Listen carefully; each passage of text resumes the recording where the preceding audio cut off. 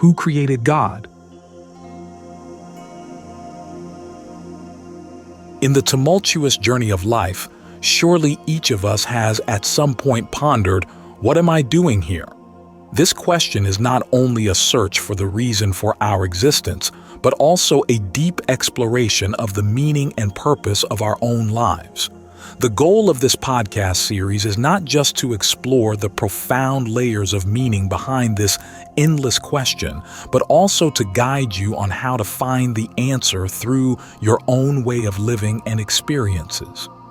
By letting go of the endless queries of the intellect, we can open the door to the world of self-awareness and being, where the answer lies not in words but in living. This is not an ordinary search but a journey inward to the soul of oneself. Let's embark on this journey together.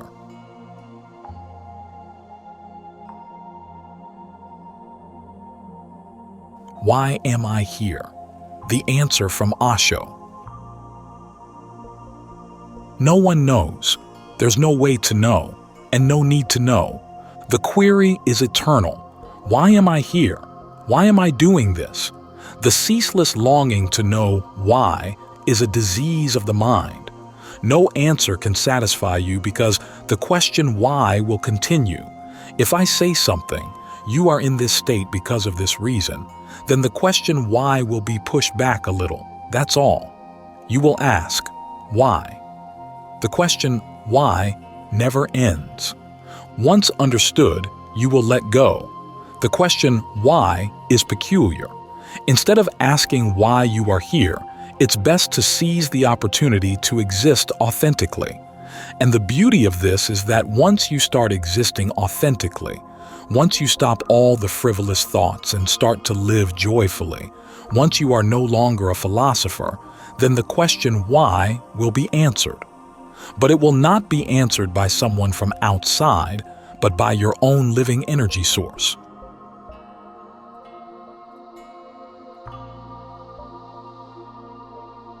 Chapter 1. The Nature of Why Questions. There might be an answer, but it won't appear as an answer, rather as a living experience. The answer is existential, not intellectual. The question is intellectual. Let it go. Just live. Otherwise, you'll keep asking questions.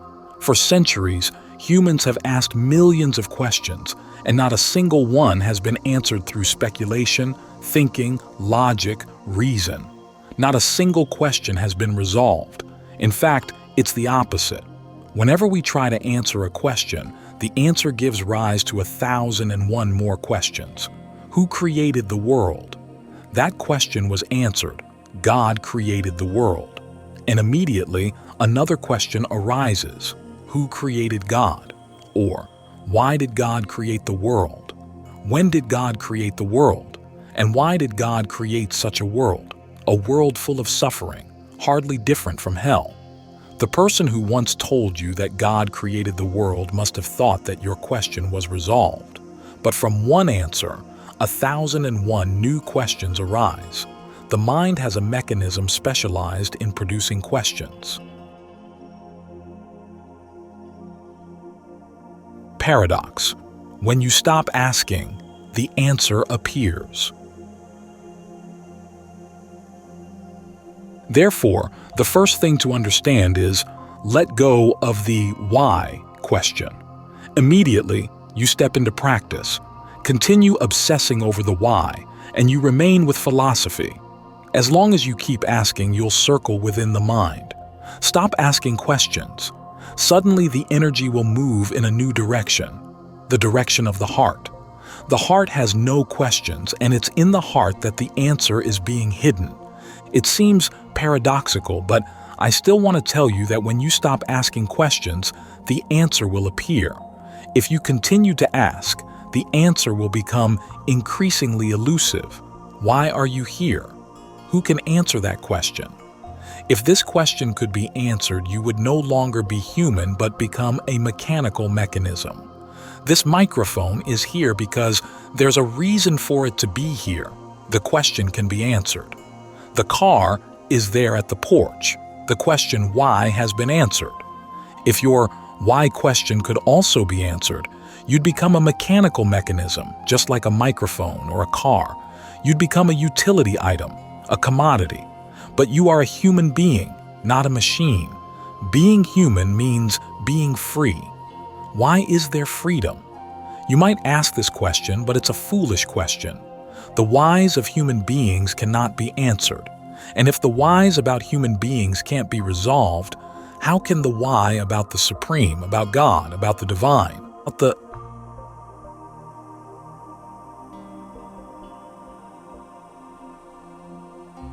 Chapter 2.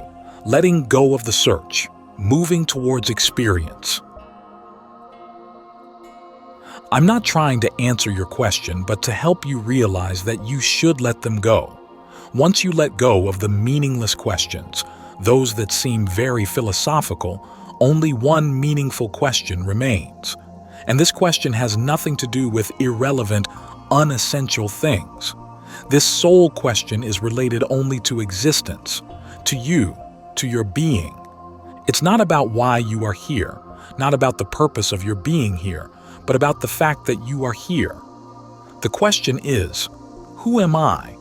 This can be answered because you don't need to seek anyone else. You can delve deep within yourself. To answer the question, you don't need to read sacred texts. You can turn inward. To answer the question, you just have to close your eyes, find the silence within you. You can feel yourself, who you are. You can taste the flavor, who you are. You can smell it. You can touch it. This is an existential question.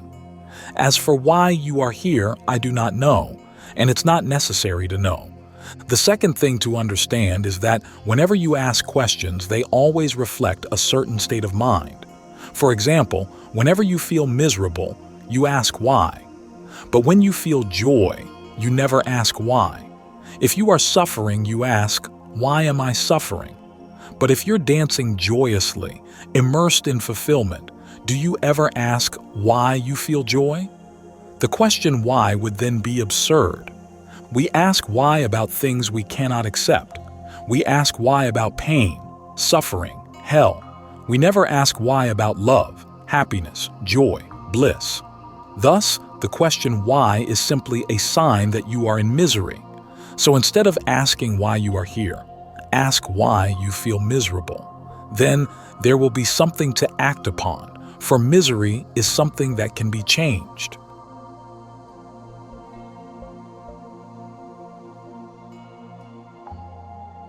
Chapter 3.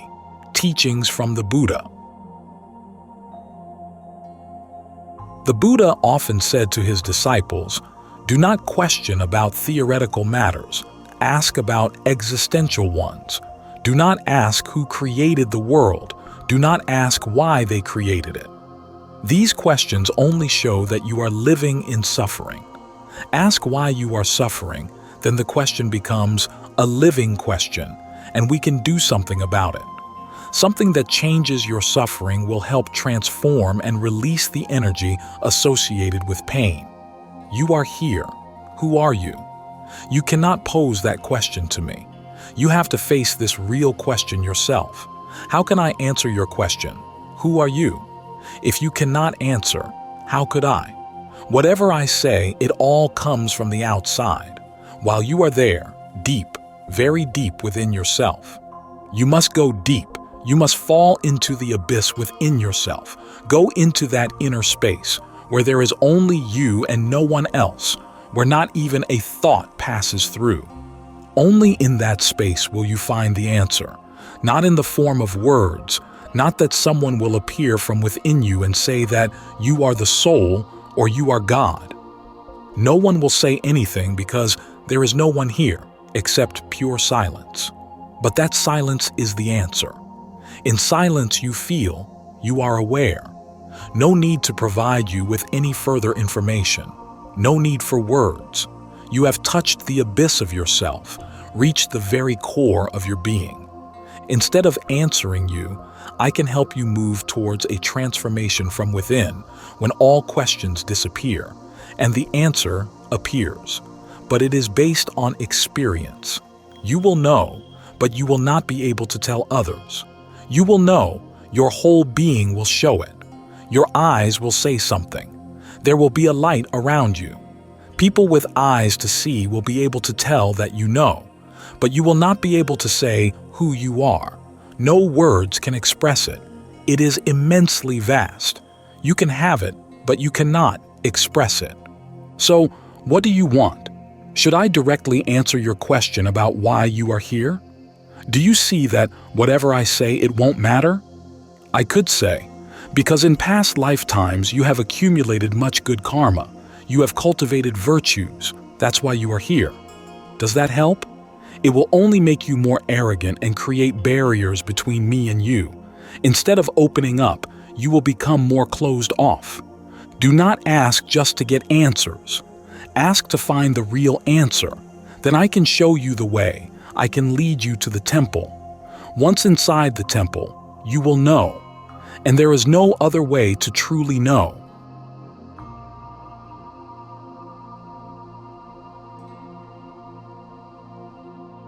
Conclusion: the truth must be personal. Awareness brought by others can never truly be knowledge. At best, it remains merely information. Awareness through others can never deeply permeate. It exists only on the outside. It never penetrates the deepest core within. It never touches the root. Philosophy and practice differ in this regard.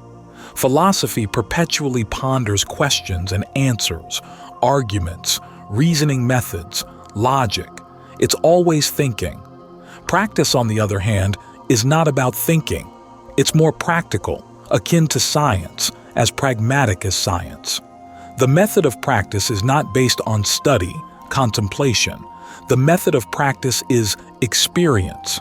Meditate more, and in those transitional moments, in the gaps, in the pauses in between when one thought drifts away and another has yet to arrive, you will catch the first glimpses of enlightenment, samadhi, meditative absorption.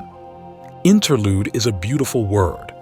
It originates from two Latin words, inter and ludus. Ludus means play, drama, while inter means between. Interlude means between plays. You play the role of being a husband, or play the role of being a wife. Then you play the role of being a father, or play the role of being a mother. Then you go to the office and play the role of pretending to be a bank manager, a merchant. You play 1,001 roles, 24 hours a day. Between the plays is the transitional moment. Immerse yourself in yourself. For a few moments each day, whenever you have the chance, let go of the roles and just be yourself. Not the father, not the mother, not a child, not the bank manager, not the servant. You are nobody. It's all just role-playing. Find those transitional moments. Between two plays, relax, immerse, merge into your being, and the answer is there. I can show you how to immerse in the transitional moments, but I cannot give you the answer. The answer will arise within you, and it is only correct when it finds you by itself. The truth must be personal. Only then is it truly the truth. Only then is it liberated. My truth is merely a hypothesis to you. It will not be a real truth.